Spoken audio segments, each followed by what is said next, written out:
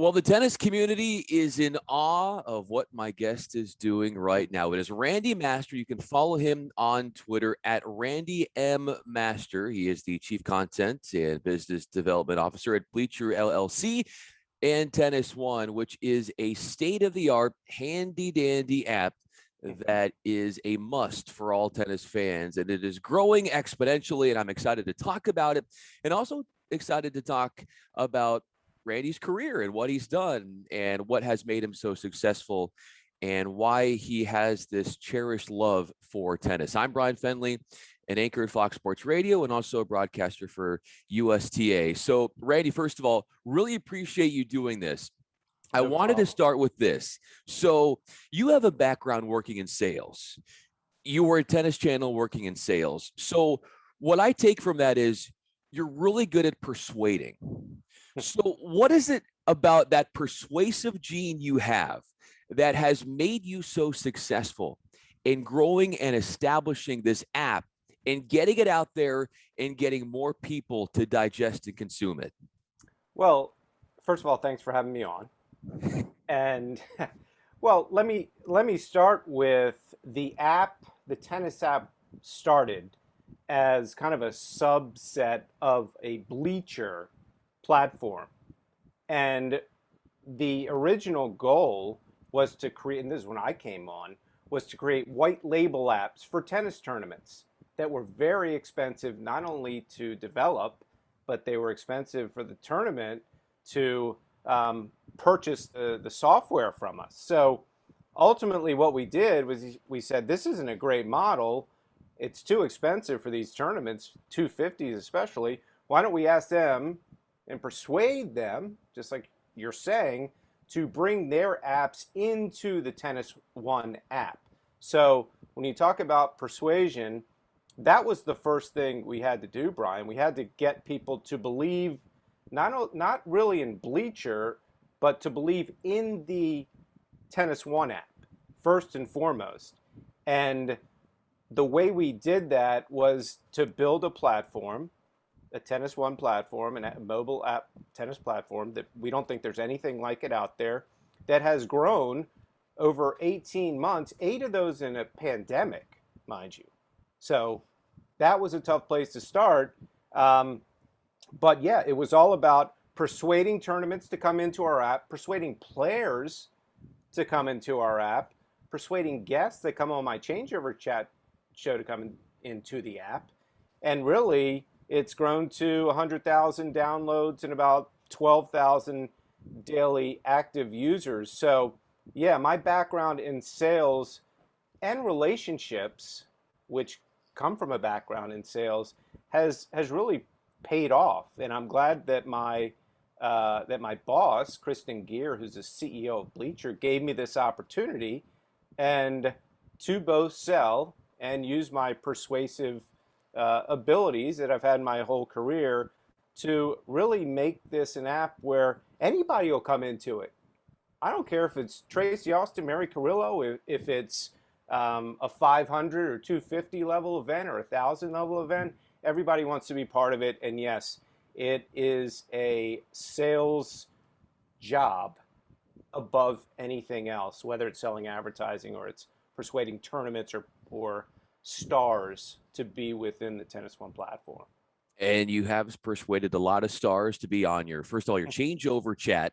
And that's a conversation that happens very frequently. I encourage everybody. Randy hosts that, and that is seen on the TennisONE app. And then you also have these tournaments that are going on right now, and you have these exclusive interviews with the players, which is really nice behind-the-scenes stuff. So the momentum is here with your app, and you're starting to see that. But I want to take you back to when the idea was first starting to form here. You had this grandiose picture of what you wanted to see with TennisONE. But as we know, as much as we love instant gratification, things take time to grow. Yeah. And so when you were basically ground zero of putting this all together, and early on, it was a great idea in your mind, but there was hesitancy from others around you. What did not allow you to cave in to some of the, I don't know if it's pushback or people that were indifferent to it, to just say, I'm going to stay the course. I know in time, this thing is going to catch on? Well, it's a great question, and certainly there were times during the pandemic that a lot of us wanted to kind of jump off the ship because not because we didn't believe in what we could do. It was more a matter of we had no place to market the product. We were the official app of the Volvo Car Open. We were the official app of the Miami Open. As you know, neither of those events took place in 2020. So we had to stay the course. And the reason that we got so many people involved and to believe in the app was not only our ability from a tech standpoint to create state-of-the-art live scores and draws and an interactive platform for sponsors, that the tennis community really started to say, hey, these people know what they're doing here and they have a passion for it. But it was to bring players into the app during the pandemic and to employ these players, pay them money when they couldn't make a thing, and they're sitting at home doing absolutely nothing, whether it's Dennis Kudla or Shelby Rogers or Donna Vekic, the list goes on. Mackie McDonald, who's playing in the quarterfinals in the City Open right now. So what they did is we used them to create content and to also blast out to all their fans that they're going to come into the TennisONE app. And then people were like, hey, people believe in this platform. And as you know, just being in the tennis, I mean, you're in a lot of different sports, but knowing tennis the way you do, this is the hardest industry to gain acceptance in, bar none. I was at the Tennis Channel, Brian, a year into our launch. We couldn't get anybody to talk to us for 10 years. Maybe not 10 years, but it was such an uphill battle to gain the acceptance because of people in the industry. I don't care if it's a USTA or ATP, WTA. Hey, are these guys a threat to us or are they going to help build the sport? And I think ultimately people in tennis and the players especially, and the guests that come on to my show, and you know, it's been Mary Carrillo and Patrick McEnroe and Renee Stubbs. And I just had Stan Smith. And I'm not trying to toot my own horn. I'm trying to toot the horn of the TennisONE app. That all of these people, Donald Dell, who's a legend, I could go on and on, but all of them, they word of mouth, hey, what's going on with the TennisONE app? Do I want to associate myself with essentially a brand new platform in tennis? And ultimately, they decide to. Again, I could go on and on about my guests. I think you've seen some of them, but they're the ones that have legitimized the platform, and they don't do it because I'm paying them to come onto the show. I'm not calling Patrick McEnroe and saying, I'll give you $1,000 to come on. Zero. And that just shows me that those people that I brought on and all the tournaments that we brought in and all of the players that we brought in, because my show is more legends and media people, and but I think they've all jumped on board, and even the USTAs of the world, the ATPs of the world, WTAs of the world, believe in us, and that's not easy to do. And we really use the pandemic as a way to actually get a lot of people into the app. They had nothing else to do, quite frankly. So anyway, that's it's been a fun ride. It's been fun to see it. Randy Master is with us. Of course, he is Chief Content Business Development Officer, Bleachr LLC, and TennisONE. Encourage everybody to download that app if you haven't already. I'm Bryan Fenley with Fox Sports Radio and a broadcaster for USTA. So what is it like, Randy, now that the traction is gaining with your app, when you go to these tournaments and you say, hey, we can be hands-on, we can help promote, we can be that app for your tournament. You have built up all of this work. They've seen the good stuff that you've done. And so now what is it like being in those meetings and those conversations with tournament directors and trying to get your app into these upcoming tournaments? Well, it's not always easy, but the good news is that we started with a lot of these tournaments in developing a white label app for them. It was powered by TennisONE, but it was their app. Volvo Car Open, Bob Moran or Eddie Gonzalez in Atlanta, or The list goes on. Bill Oakes at the Winston-Salem. We want our own app. We don't want to be part of TennisONE. It wasn't big enough at that point. It's like, why do we want to integrate ourselves into an app that only has 10,000 downloads? And as we grew and grew and grew and grew and developed more case studies for tournaments, Delray Beach, I think, was the first app to integrate into our app. And we kept creating case studies. Plus, to be frank, it was a lot cheaper for the tournaments to integrate into our app because we didn't have to pay all those development costs. And so it worked out well for us, worked out well for them. So Miami Open, Josh Ripple, James Blake jumped on board. Do you know what kind of leverage that gives us with other tournaments, that we can say, hey, the Miami Open did this. And now the tournaments are seeing that, and I talked to Vicki Gunnarsson on my show yesterday. She's the tournament director out in San Jose. She was like, and we hear it from all over the tennis world, whether it's players or tournament directors or whoever, they appreciate people that go out, bust their butt, and try to promote and grow the sport. Like, what can possibly be negative about this when we're sending people on the ground to get interviews of players coming off the court, and the players, they love it.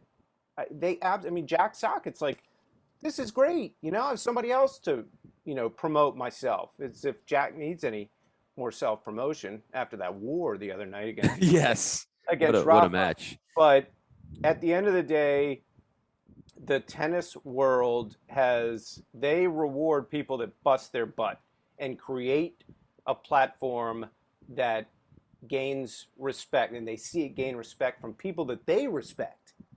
And ultimately, Brian, it's we have a lot more in the pipeline, but it's been a matter of creating these case studies and saying, well, if they like it, you should like it, and they do. And that's it's like my changeover chat. Keep doing it and doing it and doing it. And you know this as well as anybody. Hey, that person did it, I'll do it. That's it. And, right, tennis apps. Hey, Miami Open jumped into the TennisONE app. I think the Miami Open's a better tournament than me. I should do it too. So Yes. Yeah, it's all leverage and building that credibility, which you have done. You talked about busting your butt. Who taught you to go about your life like that, to go about fighting for what you think is right when it comes to your views on business and your persistence? Where did that become so integrated to the core of who you are? Well, it mainly comes from my late father. He was a doctor. He was actually a psychiatrist, so he could analyze me 24 hours a day. But he, my dad worked his butt off. He was the hardest working doctor I've ever seen. He would talk to patients and not even charge them when he was talking to them, at 11 o'clock at night when they're in trouble. When you're a psychiatrist, you just do that. So my work ethic certainly came from my dad. Now, my work ethic as it relates to tennis really just comes straight from a passion for it. I mean, I love doing it. I love being in the sport. That's why I've never gotten out of it. As a player, I played in college, I coached, then I worked for Gene Scott, who's a lead Hall of Famer. Then I worked for ESPN, then I worked for IMG, then I went to Tennis Channel 10 years, then various tournaments, Connecticut Open, Atlanta, and now this. So I'm obviously passionate about it. So that's what, it's a cliche, if you're doing something that you love for a living, it doesn't feel like work. That's what I believe. And I'm sure that's, you love it too. And it makes every day, it drives the passion. It drives the work ethic. Because, trust me, if I was sitting in an office selling, mortgages all day, Nothing against mortgage brokers. Yeah, no, But not at all. you know what I'm saying. Yeah, So it's all fueled by the fact that I found something that I absolutely love, and that's the game of tennis. yeah, you're fueling your passion and your purpose to life. How do you think that you're living out your dad's legacy? I saw that post on Instagram where you were there was the division in the hospital that was named after. I saw them. It was Yeah. Master. Yeah. So living through his legacy and how you are keeping his spirit alive in everything you're doing to this day. Yeah, well, my dad was a co-founder of a treatment center, addiction treatment center called the Virginia Center for Addiction Medicine, and he co-founded it about, I want to say about 3 years before he passed away, and he developed lung cancer, and he stayed the course even when he had lung cancer. It started to spread. He knew how much longer do you have? So, during that time, he continued to work and work and work and worked. And Bryan, he was working in the hospital bed, Wow. calling in prescriptions for patients as Wow. he was being given oxygen, still calling in prescriptions. Um, and it was, one hand it was beautiful to see, and the other hand you knew he had a couple days, but we spent a lot of time together. And during that time, and I think the Master Center, which is what it's called, it's in Richmond, Virginia, the Master Center is really comforting to me and my family because whenever I see them on social, I visited the Master Center, and they treat us like, they treat us like royalty. And so that's part of it. So that carries on my dad's legacy day in and day out, because my dad, because of what he did for a living, and I'll never be able to do. Most people won't be able to do this, where they can have a couple days left in their life and they say, "Oh my God, I've saved about thousands and thousands and thousands of lives." And people that are addicted to whatever it is, it could be gambling, it could be alcohol, it could be drugs, um, and there aren't many people that can say that. How many people he's affected, and with the Master Center, that legacy and him saving lives, it's just a cycle that goes on and on and on. And I think with me is, and somebody said it the other day, you always think maybe somewhere kind of watching what I'm doing. It's not just me, Yeah. it's my sister, my two brothers, my kids. You miss the fact that my dad can't see my kids play hockey and play music. Um, and I had somebody, a good friend of my dad, say the other day, because they had never seen me do these interviews. Bryan, I'm not trained to do this stuff. Yeah, but you're good now. You Yeah. put in a lot of work. I've seen it. I've seen Yeah. this. Um, and I think my dad, because he's such a tennis fan, and I'm doing something that he never saw me do. And again, I'm not Bob Costas, I'm not Bill McAtee, I'm not you. Oh, It's just stop it. no, but But it's Bill just McAtee something. has been on your changeover He's chat. well, he's a mutual friend, for sure. And I think my dad would he'd get a kick out of it, because he he he saw my career up until 2 years ago, and I was doing this, but I wasn't working for Bleachr, but I wasn't doing that show, and I think he'd have a lot. I think he'd really get a kick out of watching it. So. What do you get a kick out of most when you look at your app and what you've done with it? Well, first of all, and I know you didn't mean it this way. It's not my app. I mean, Sure. obviously, Yeah. but I The know it. one I that know what you're, you said.